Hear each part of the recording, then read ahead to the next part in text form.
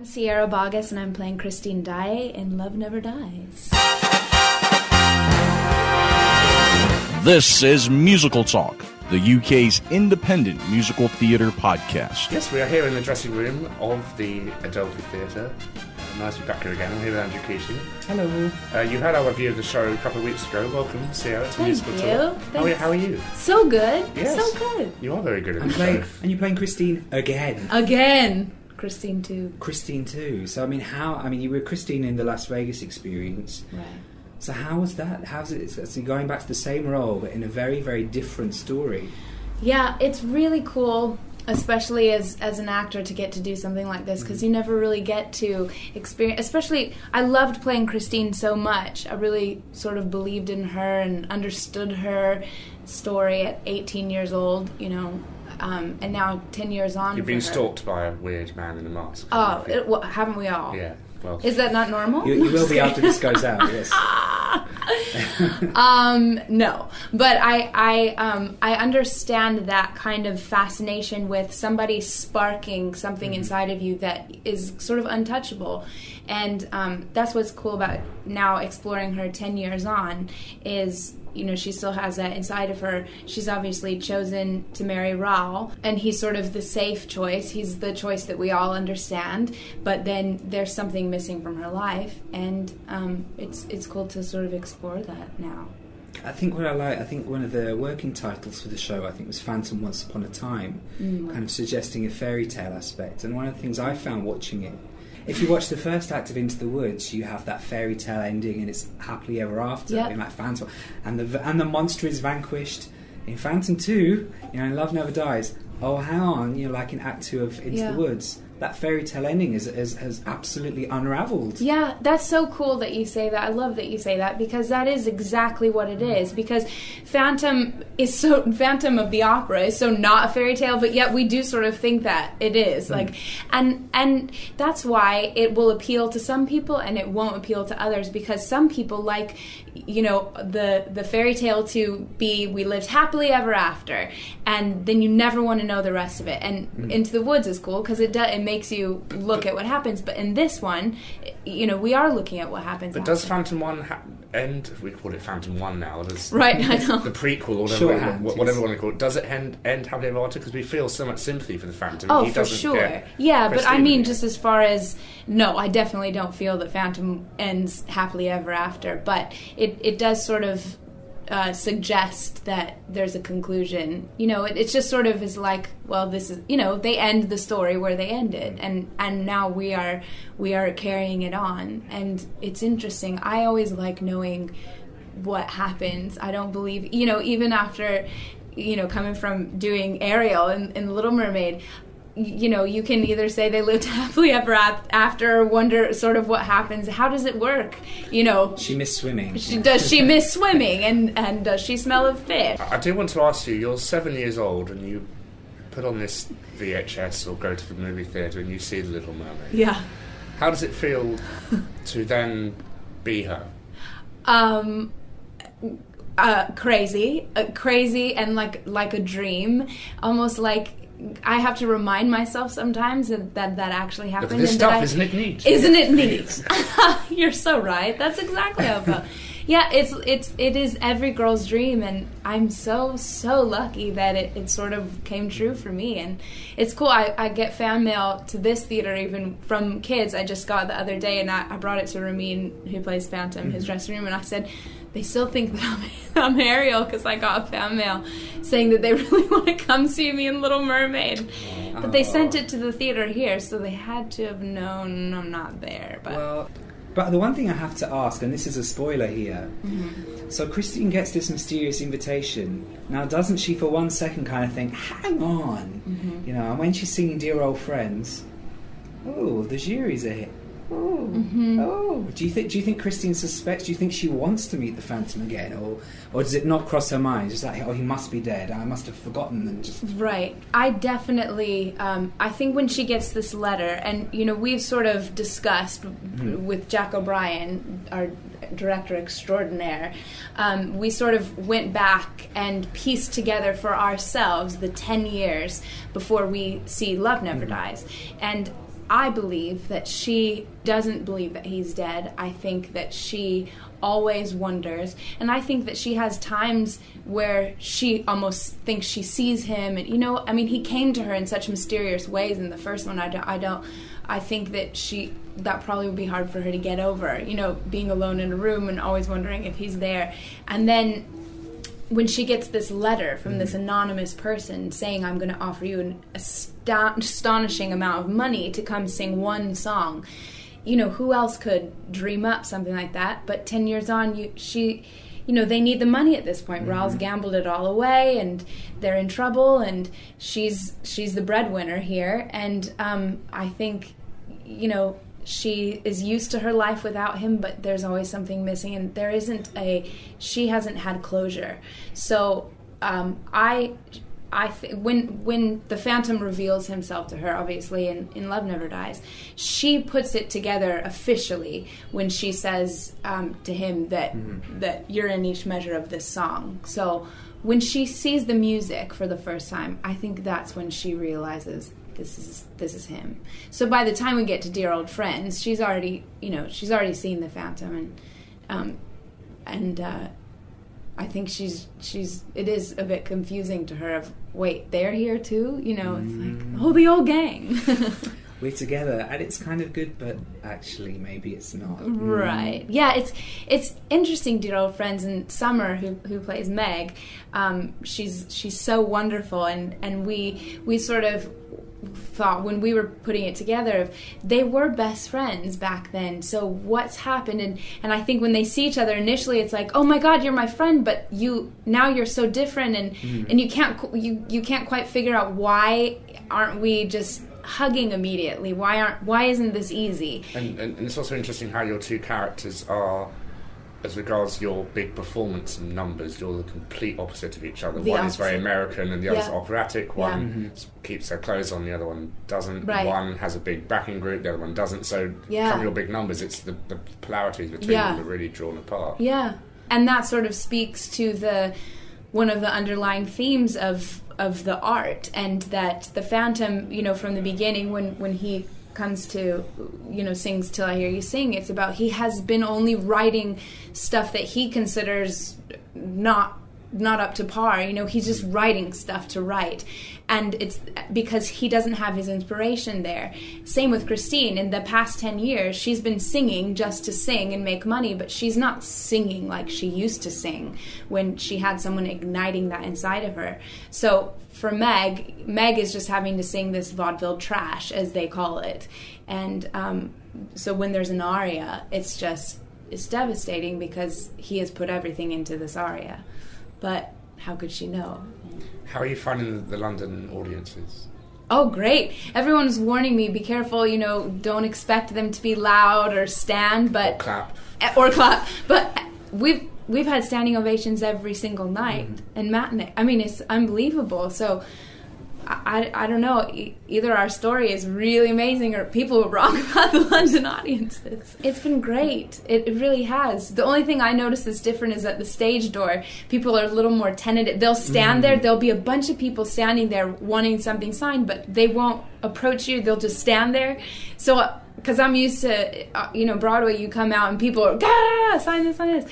Tell me about your training. What shows did you learn at university, or what shows did you perform? Oh, when I was in university. Well, the last show that I did was Sweet Charity, and that was so fun. I was Charity in that, and that was really cool to kind of, before I graduate out into the real world, that I got to really, prove to myself that I can sing, dance, and act, and well enough to get out there. Are you going to try and see this, or maybe you have the Sweet Charity playing here? I haven't gotten to see it, but I hear that it is outstanding, and and I love that show. What else did I do? I did Guys and Dolls in school. The Boyfriend, I believe. The Boyfriend was once I had graduated, right that summer, the summer after I had graduated. Yeah, The Boyfriend.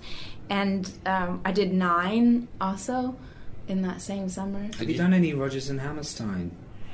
I did Oklahoma. I was in the ensemble of Oklahoma. I played Ellen.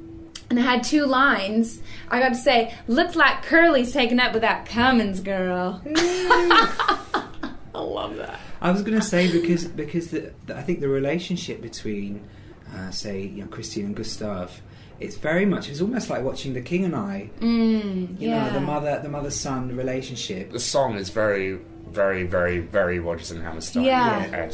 Was that the intention? Was that? Well, I guess I should ask Andrew that. I produced The Sound of Music. I think he's been. Well, and he's such a great fan of Rodgers and Hammerstein. He's even mentioned in the play. And Oscar Hammerstein turns up. He comes off the boat. Right. Which is quite a fun moment. It is so cool. Yeah, of all the different people that are on the boat, and that Hammerstein's one of them. I don't know. Andrew draws from a lot of people that he has respected, just as we all do, for our art, drawn from other people. There was a rumour at one stage, I think maybe a year or 2 ago, that I think Andrew had wanted to do Funny Girls. I don't think it's ever been revived. It hasn't been revived, but I would be so scared to touch that. It's such, great songs. Oh yeah, it's amazing. What a great part, but how could you touch what she did? It's interesting because Andrew's new show starts tonight, the Somewhere Over the Rainbow. Yeah. And he was risky enough with Love Never Dies, but to add new songs to one of the greatest American shows, films, scores of all time is incredibly risky. Oh yeah, well, that's Andrew. But I think looking at what he's done with the technology in this show, I think The Wizard of Oz will look, as this show does, absolutely fantastic. Yeah. If he uses projections. It was I think partly the projections. Yeah. The very kind of colourful opening scenes as Coney Island comes to life. Yeah. And almost when you watch that, you can kind of see, oh, this must be how they're going to do Oz. Probably so. Yeah. Are the projections in the show a new form of projections? Because they look like nothing you've ever seen in a theatre. They're kind of 3D, aren't they? They're unbelievable. And I don't know if they're a new form, but I mean, that's Bob Crowley. He is unbelievable and so inventive. I remember when I saw Aida for the first time on Broadway, I couldn't believe what I was seeing. I mean, he's a genius. He's unbelievable. I love the bar scene in Love Never Dies. Oh, yeah. I couldn't work out where the set was. Yeah, a lot of people talk about that, actually, which is really cool. That is one of my favorite sets, is the bar that opens Act 2. It's really cool and inventive. It's that perspective. It's the trick of the eye. And a lot of the set looks almost like optical illusions, isn't it? Well, you can't quite tell what's happening or where things are placed. He did a great one in Mary Poppins with the bank scene, which was just a cloth with a door in it, but it looked like it was towering over you. And he's incredibly gifted, I think. Yeah. It is all about perspective, which is what's so cool, because it is, we as actors and all of it, it is all about perspective in this, isn't it? I mean, the whole story is your perspective, so it's cool that the set, and the marvellous idea of the rotating stage in is it Devil Takes the Hindmost, where they're all singing and you see the stage from different angles, and then you sing your aria. Oh yeah, the quartet before I sing the aria. Yeah, of Devil Take. Yeah. I was going to say, I'm not convinced that Love Never Dies because you do. You do. Spoiler! Oh, I know, big spoiler. I suppose because the only relationships that seem to work in the show are parents for their children, because everything else kind of ends badly. All the other romantic relationships end badly. Well, I'm going to go ahead and talk about that, because I don't believe that it ends badly. What I think is, when she sings the aria, she has her husband standing on one side begging her not to sing it, and the Phantom on the other side telling her to sing this. And what ultimately ends up winning out is love. It isn't either man. It isn't what Raoul is saying that he'll give her, and it isn't what Phantom is saying he'll give her. It's love. And something that Jack said to me in rehearsal is, love does not let us down. Love is a beautiful, wonderful thing. It's what we do to it that lets us down. So it's suddenly of like, she sort of almost has to let both of them go, acknowledging the fact that I love you in a way, to Raoul, I love you and I have loved you and I know you have loved me, just not in the way that I, that I could be loved, but thank you. And then to the Phantom, I also loved you for what that's worth, and thank you. But ultimately, I think she's celebrating love. So when she says to the Phantom before she dies, remember that love never dies, it's just like, it's a really grown-up realization of, inevitably we all are going to die, so there is no happy ending, is there? So for anyone. But I think that is the only way that this could end, is that she was given the gift of being able to be thankful and acknowledge that, thank you for the most incredible love that I could have ever experienced on this earth. And how can it end happy? Is she going to go off and, live this life, the rest of her life with her husband now, knowing that something spoke to her higher self? No. Or now is she going to go, hiding out with the Phantom somewhere with their... that's not a happy ending either, because none of those would fulfill her. But if you could write Phantom 3, what would be the story? It's so funny. To complete the trilogy. It's going to be Phantom 3D. Come on. Andrew, we have joked with Andrew about it. He is so funny about it, and we've decided that it takes place in Tahiti, on an island with steel drums. Why not? And a crab called Sebastian or a lobster. That's right. Maybe. Yeah, my fish friends. Sea witches. No, no. Get back to us on that. No, seriously, Phantom 3 underwater. You've got the experience now. That's right. Yeah. No, it all comes back to mermaid, doesn't it? It'll be like Frogs, but more successful. Quite. So, if you had much of an opportunity to see other shows while you've been here, I guess it's such a busy run. Yeah, I haven't really, no. The last thing I got to see before we started previews and stuff, was The Habit of Art at the National, and I was blown away. I love seeing especially straight plays here in London, because they are just the best. And I really enjoyed that show, but that's the last... I think you were to Alan and Glenn to go and see Sister Act. I did see Sister Act, but not since I've been here. Actually, the day after I closed Little Mermaid on Broadway, I flew out here to do some more recording for Andrew for the album, and Sister Act was opening that night, so I got to see it. It's rather fabulous, isn't it? Oh, and Patina is unbelievable. She's amazing. At least with your set, you're at less of a risk of being hit by something. There's not as many moving objects. Well, there are, we just don't see them. Yeah. No, that's true. Okay. Yeah, no. You could get hit with a projection, I guess. Yes, with one of those horses. And it's going to Broadway in November? That's the plan, Is that on the cards, and then the rest of the world the week after? Because I think at one stage Andrew had considered multiple openings at the same time. Right. Which would have, it would have been amazing, but kind of exhausting for goodness, him. Yeah, exhausting. Yeah. I know. The thing that we love about Andrew is that he always thinks big, and he's not afraid to, go against the norm. And that was an idea at one point. But I'm glad. I personally am glad that it's like this, so that I want him to have it exactly right, because I know how much this piece means to him. So if we had opened in 3 places at once, and it wasn't exactly right, then that would be too bad. And has the show frozen now, or changes still? It has frozen now, yeah. Because there were minimal changes, I think, from the CD recording. I think your arrival, the boat arrival was a little different. That's the only change I noticed. There's a few changes, and there's lyric changes and things like that. A few changes, but mostly it is... Do shows often record the album before the show is frozen? So not at all. It's quite... We recorded that album in, pretty much all of 2009. I was flying over here left and right, to do some recording for it. And also what's rare is that we had the luxury of time, that we had, many days to record. And we recorded sometimes in New York, sometimes in London. Was it Abbey Road? Abbey Road, yeah. Oh, And did you get run over on the zebra crossing? No, did you play with it? Oh, I played. Yeah. I was like, I am an American, and I am going to cross this Abbey Road and take back the photo to show everyone. Put it on my Facebook profile. Totally, it was my Facebook profile picture. I'm not even going to lie. Because they're thinking of closing Abbey Road, and Andrew was one of the persons who stepped Why? in and said, I'll try and set... Cause why would they ever do that? Have you heard the story? I have heard that. There was a rumour that he was one of the contenders to look at buying it. Mm-hmm. Paul McCartney won't buy it because he's not in the interest of buying studios. Because he apparently doesn't have enough money or something like that.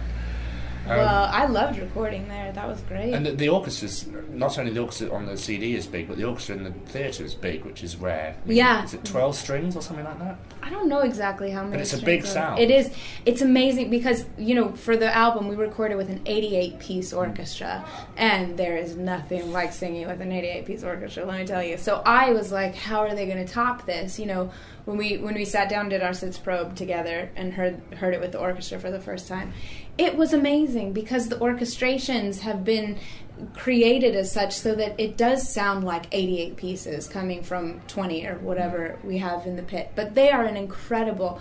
we're so lucky with our orchestra players. You must appreciate how lucky you are to be... Oh, every night. I can't even tell you. Ariel, Christine, and Christine... Oh, yeah, I do. Just like, no, I don't want that part. No. Yeah, no, thank you. No, I really, I'm so grateful, and I'm the luckiest girl. And to do what I love, I mean, every night, I was just having lunch with Summer, who plays Meg, and I was just saying I can't wait to get on stage, because especially with this role, it's so meaty. It's so, there's so many different things you can do with it, and based on what's already happened to me today, I know I'm going to play some things differently, because you can add any of your drama and your real life into it, or what, it's just like, it's like therapy. It's like the best form of therapy, to get up there and just tell the truth. It's really cool. How do you feel about being dead every night? Is that not therapy? Do you need therapy after that? Yes. It's the best therapists in the world are in heaven. No, yeah. Who needs therapy after the death is Meg. Like, can you imagine what she's going through? She has to live with herself. She has to have a breakdown every night. That's right. But it's like, how does anybody go on? And for me, it's strangely zen. In rehearsals, I thought, how am I going to do this? Because I thought I was so, especially leaving my son, and I somehow was able to. I never really cry once because I thought, and also the music is so beautiful that I'm going to just start crying while I'm dead, But it is strange. You have to go to a very relaxed place in order to die on stage.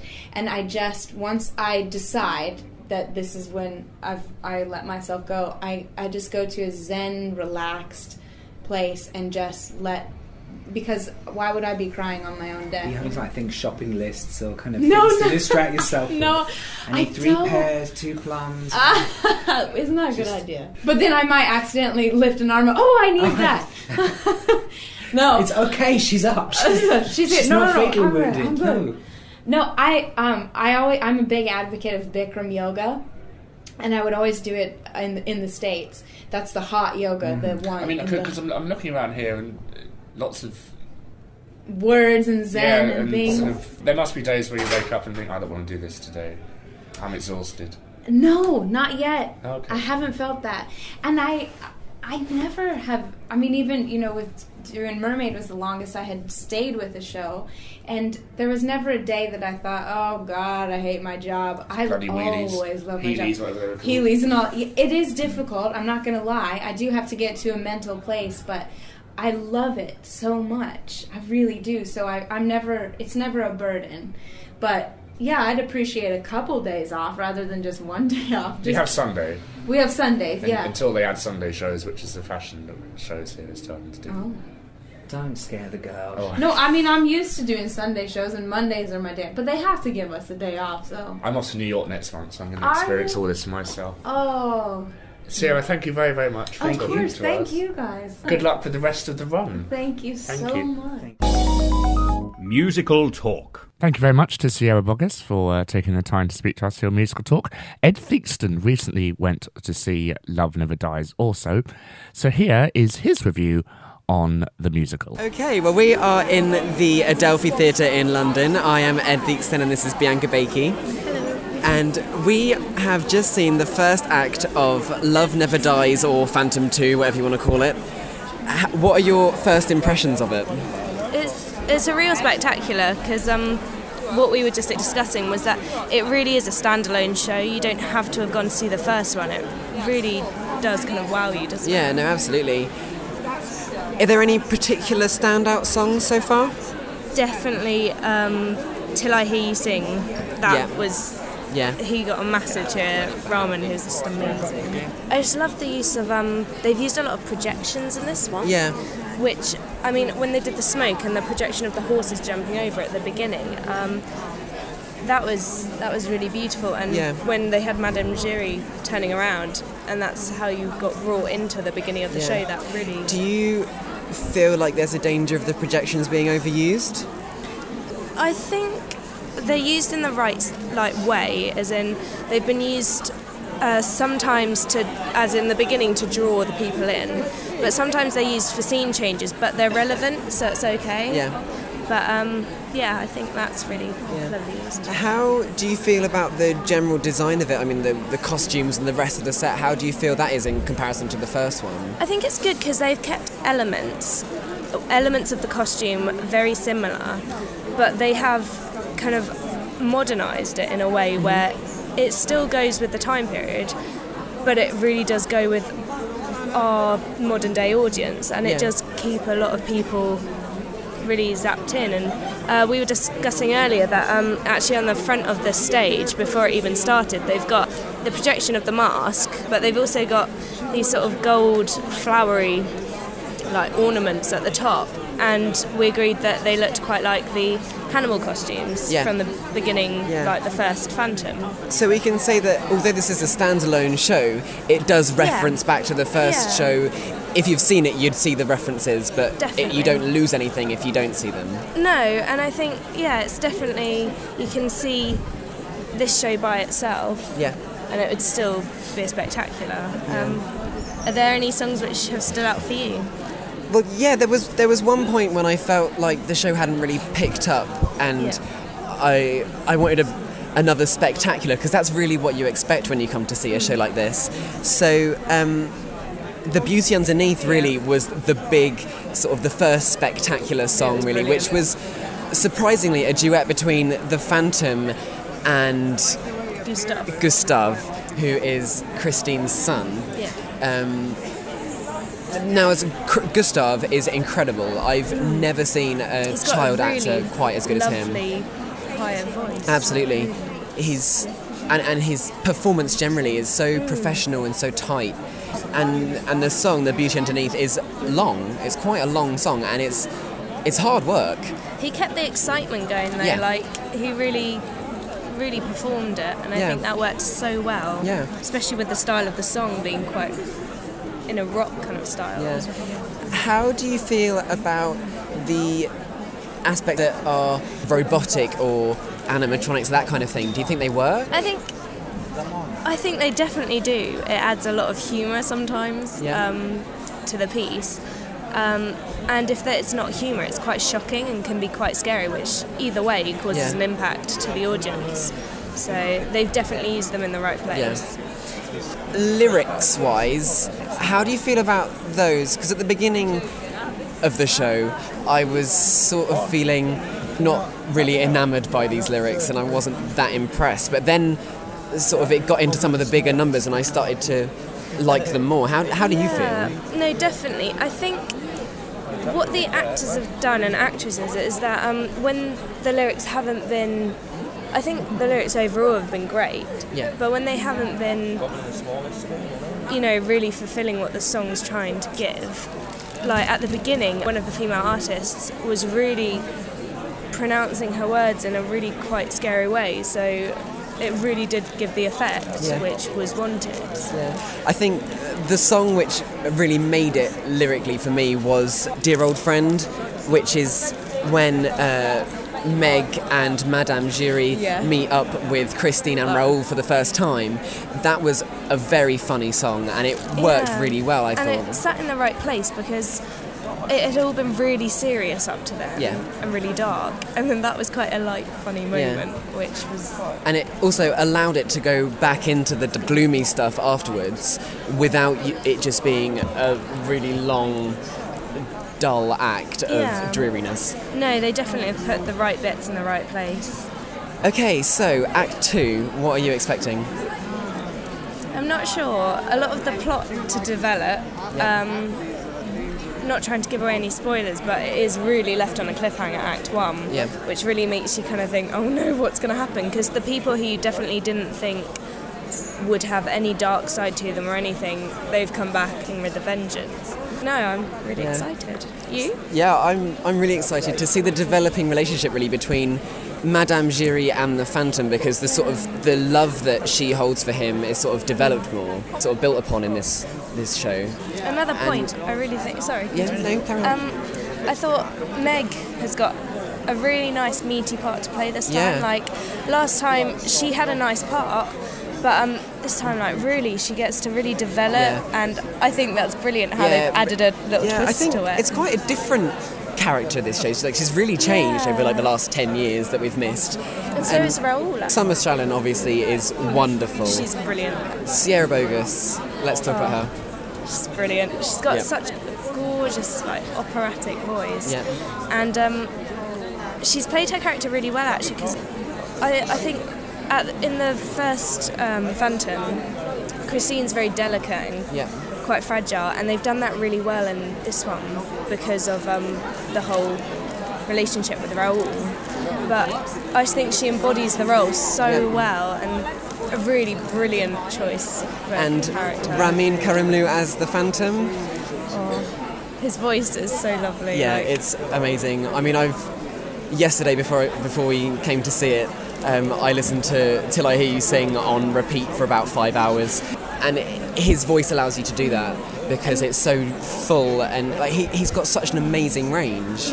And his kind of movement as the Phantom is so believable. Yeah. Like, even the little hand movements he does. Yeah. He's got some fabulous little gestures that just make him the Phantom. They're sort of like composer hands, aren't they? Yeah. Like what he does. And they're really, definitely chose the right people for brilliant.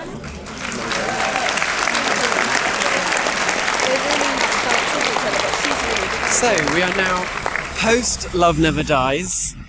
What did you think of the show, Bianca? I thought, overall, it was a real spectacular. Lots of things to see, and there's different things for different people, which is brilliant. I think it had a shocking ending, which worked really well. Yeah, definitely. And overall, a brilliant piece of theatre. Yeah, any nitpicks, any issues that you had with different bits? There is one, which we were discussing before, about the floor at the beginning. Yeah. They had this wooden floor, which gave a brilliant effect. Yeah, it was a perspective effect, which looked incredible. But it was made by a cloth, so it's easy to whip away. Yeah. But due to the two actresses walking in it, which was a very strong beginning, it kept crinkling. Yeah. So it kind of slightly didn't work. Yeah. It slightly ruined it, but it didn't ruin it. It was absolutely fine. We were just talking, and we decided that there were echoes with the beginning of the first act of Love Never Dies, with the beginning of Phantom 1. Yeah. Well, they have the monkey back, don't they? Yeah. The monkey with the cymbals. Which now, instead of playing Masquerade, plays Music of the Night. Yeah. Which works very nicely in the first act. And that end bit really worked brilliantly. Yeah. I mean, we won't give anything away because we won't want you to come and see it, but the ending was both shocking and fantastic. It was really worked as an ending. Yeah. Very emotional. Yeah. No, definitely a very emotional one. We realised on the mask... This is the logo, the big... Yeah, the big logo. Motif in the quantity. The side which the Phantom's face is on is not cracked, like the right-hand side, but the left-hand side's all withered away. So we thought maybe that was done deliberately. Some sort of symbol of the similarities between whomever the face is representing and the Phantom. Yeah. What did you find could have been done better, or was done not in the same way you would have done it? Well, I think the second act felt like an act of reprises. It was very traditionally Andrew Lloyd Webber. He redid all the songs that were good in the first act with one or two new numbers. So although it worked, it would have been nice to have a few more like original I thought songs in the second act? The song "Love Never Dies" was brilliant. Oh yeah, I mean that was the highlight, I think, of the second act. And the emotion which is conveyed. I think Sierra did a brilliant job on that. Yeah, Sierra did an absolutely fantastic job. Yeah. Okay, so standout performances from the second act. Definitely Summer. She really, really stood out at the end. Yeah. Try not to give anything away, but really, you could. I thought she really sort of bloomed in the second act. Yeah. And Rahman and Sierra's just were outstanding. Yeah, their chemistry was really good. Their chemistry was so believable. Together. And another chemistry which was believable was Sierra and her son. Yeah. I just think Christine and her son, that was really thought out really well. Best child performer I have ever seen on a West End stage. I think, definitely up there as one of the best, I also thought Neve Perry, Yeah, she did a really good job as Fleck, one of the Phantom's henchmen, really. Yeah, she did a really good job. There was like three of them, and she stood out as the best amongst the three.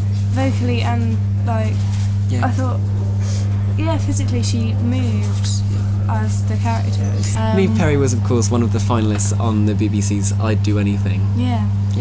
Okay, so was there anything else in the show that you sort of didn't like or would have wanted to improve or change? No, I think everything was done really well. I mean, how did you feel it was technically as a show? Do you think it was well rehearsed? Do you think the effects and the technical aspects of it worked well? I think it was nice because they just used the rotation of the stage, circular rotation, which enabled them to, in one of the scenes in the first act, they had one scene in the hotel, the room, and then they had the next scene on the balcony, and that was really nice because all they had to do was rotate it, and that was used really well in the song Love Never Dies. Yeah, really when well. You could Great see effect. Either side, Another standout performance was Joseph Milson, who I thought had a lovely voice. Yeah, he was our Raoul tonight. And that was really believable, the fight which they had either side of them. Try not to give too much away. No, I thought he had a wonderful voice, and you began at the first act of not really liking him, and after you start to really understand his character. Yeah. I also like the fact that, going back to Summer's performance, I think the characters didn't really take her seriously until the end, and then audience and characters suddenly think, wow, actually, and her performance really does stand out. It really did. And the projections were a concern for us at the interval, whether or not they'd be overused. How do you think they worked in the second act? Do you think they were overused? No, not at all, because they were only used. They were used a lot less in the second act. So I think they did their job of setting the scene in the first act. And in the second act, they were just used, as backdrops and stuff. Yeah, a lot more simple. Worked beautifully. I think it worked really well. So that's Love Never Dies. What would you say to anyone who's on the fence, wondering whether or not to go see it? I'd say it's definitely one to go see. There's lots of things, different people, whatever you're looking for. I think the lighting was really well done as well. It did brilliant effects, and the effects were brilliant as well. I think it's a good one to go see. Yeah, I think it really is one to give it a go, even if you don't like Andrew Lloyd Webber as a composer. It's something new. Yeah, it's quite fresh and quite modern. Yeah, it's really worth giving it a go. Yeah, and as we've said before, it really doesn't matter if you haven't seen the first, or if you love the first. It's a complete separate storyline. The storyline is so full. This one's really focused on the story. And it's definitely not to the detriment of the first one. It wouldn't ruin the first one. You could still go back and see the first one as a show on its own. What would you find your showstopper for you, the performer and the scene? Probably for me, the standout number really was The Beauty Underneath. because it was the spectacle number, really. It had the vocals, it had the set, it had the meaning behind the song, and it was really like a plot mover as a song. It really sort of progressed the audience's understanding of where the story was really going, and so I think that was sort of my favourite number. I think my favourite performance was definitely Gustav the son. He was so professional, so talented, and has obviously got such a long way to go. He's got such a wonderful career ahead of him, and he did so well for me. What about you? Hard to pick one standout song. I'd probably say Till I Hear You Sing, Love Never Dies, and, as you said, The Beauty Underneath. Standout performance, probably those who we've said already. Obviously, Sierra Rahman and the boy who played Gustav. Yeah. They were, as you said, he's got a very, very secure future ahead of him, and I think it's a very strong cast, and I think it should do well.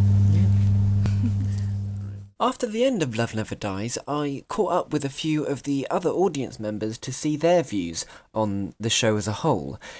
Now, what you're going to get here really is an Andrew Lloyd Webber-esque mega mix of audience views. I hope you enjoy it. I can get some of your views on the show, Guy. Yes, I thought the talent in the show was amazing. I thought that it was incredibly well cast, and I was actually very proud because I studied at Arts Ed, and it seemed to me like a quarter of the people on the stage were also from the same place I studied at. So it was really, really good. I thought her voice, the lady who played Christine, her voice was exceptional. Yes. And so I couldn't fault the talent in the show, but I wasn't particularly enamoured by the storyline. I thought that it was too much, and I thought that it could have been simplified. I also was a bit concerned about the eras. Some of the music appeared to be like from the 2020s. Some of it seemed to be high Victoriana, late 19th century, and it seemed to traverse a 30-year period in history, which historically, I didn't quite sit well with me. However, there were some really, really good moments in the show, and recommend that people come to see the show. Definitely, give it a chance. Do you want good or bad review? Both. Everything. I thought it was amazing. The production's incredible. The songs are really great. The storyline could have been a little bit more structured to be an actual storyline rather than just introducing characters back in that people already knew. Yep. But because if people wanted to come and see this and they hadn't seen Phantom, it wouldn't have made a hell of a lot of sense. But all in all, absolutely incredible to see a production like that, especially the first 10 minutes. My mind was blown. So yeah, overall amazing. What did you think overall? Different than I expected, really. It's more colourful. Yeah, it's more colourful than I expected, I think. How do you feel the twists in the stories worked without giving too much away? I think it worked quite well. Okay, great. And did you enjoy it? Yeah, I did enjoy it. I heard some of the songs before, or like a review, but I wasn't too keen on it, to be honest. Yeah. But after the show, with all the effects, and there are a lot of light effects and visual effects, I think this is really good. What did you think of the show? Very, very well done. Wonderful sequel. Nothing's going to come close really to Phantom, but still, where they went with the storyline was amazing. I loved it. I'm kind of a history buff, so turn of the century, 1900, Coney Island. It's wonderful. I'm not sure where else they could have done that. It's able to take the Phantom's character and bring him out from the dungeon to the penthouse, as it was said. It was really neat, really neat. And do you feel that the story was disjointed, or do you feel that it worked? No, it wasn't disjointed just due to the fact that you had to have all the characters developed. And sometimes if you don't have the characters developed, then you could say it was disjointed just because of all the character development. But that's what happens. Yeah. But it flowed well, and at the ending, everything came full circle. Now I'm just waiting for the third, Yeah. Right? Yeah. Now, as you say, you're a history buff. Yeah. Do you feel that the music was of the time correctly, or do you think that sometimes it went one way or the other? For example, there was some music that someone said was 20s. Well, yeah, the futuristic sound, I guess, if you wanted to say it, when they were up in his room, the drum beats and everything. But that was awesome. I mean, that's so timely now to really bring that into modern time, and it just grasps that it is 10 years later, but it's 2010. Here, and to have all that loud noise and all the spectacle of that scene, that was amazing. That's almost worth seeing again, just for that one scene. That was unbelievable. Great. Do you intend to see it again anytime soon? I'm really, really, really thinking about trying to see it the next 2 nights, but I don't know. I mean, I know they're sold out. I lucked into this ticket, completely lucked into it. The ticket agency that my hotel went to initially had this seat, the seat I had. The next day, I told them to buy it. The agency said it was sold out. So, I'm in Covent Garden at the time when I get that phone call. I come to the theater, and I buy the exact ticket that they had for me, 23 pounds less. That's good. Oh, it was awesome. I mean, it was so happy. Great. Thank you very much for your time. Thank you. Myself and Bianca then went round to the stage door of the Adelphi Theatre to speak to some of the cast members and get their input on what it's like being in this new show. First of all, we caught up with Summer Strallen, who was playing Meg Giry and can also be heard on the album. Here she is. So how's it been being in such a new show? Well, I was very lucky to do the CD, so I kind of knew a lot about it when I came into doing rehearsals and stuff. And I think because of the stigma of Phantom and everything, it's quite difficult to. For me. Because I had a backstory, it was great, but at the same time, Meg Giry is totally different in this one. So it is like doing a new show, which is great, but and fun, costumes. And stuff. How's it been working with such a talented cast like Ramin? Oh, who's amazing! Been doing Ramin it for and so long? Sierra are my bestest friends now, and will be for life. And I just think they are together, have such a beautiful chemistry together. Joe Milson, who plays Raoul, is a fantastic actor, and Liz Robertson as well. We've all kind of come together quite sort of in like a family, so it's really, really great, and I have so much love for them that I could burst when I talk about them, but they're absolutely beautiful. And do you feel at the moment, touch wood, that it's going to be a success? I don't really care. Obviously I want it to be a success. I want people to come. I think people will come anyway because it's because of the Phantom of the Opera. Yeah. But because I think it's good, I don't really. Everyone has their own opinion. Everyone's entitled to their own opinion, and that's all. I can just do my best, and that's all I can do. So. Great. Thank you. Well, congratulations on a wonderful show. Pleasure. Thank you. I'm going to rush off. Okay, nice thanks. to see you. Bye-bye. Thank you very much, Ed. We're now wrapping up the Love Never Dies saga on Musical Talk. If you have any questions or comments, be sure to email us at feedback@musicaltalk.co.uk or follow us on Twitter or send us a message there at twitter.com/musicaltalk. Of course, you can visit our website and listen to many, many previous episodes, all archived for you at www.musicaltalk.co.uk. I'm off to New York soon, as you heard in the interview with Sierra, so I'll be sure to give you some views on that very soon. Thank you very much for listening. I've been Nick Hutson, and we'll speak to you again soon. Bye. This has been a production of Musical Talk. No portion of this episode may be reproduced or distributed without express written permission. Copyright, all rights reserved, 2010.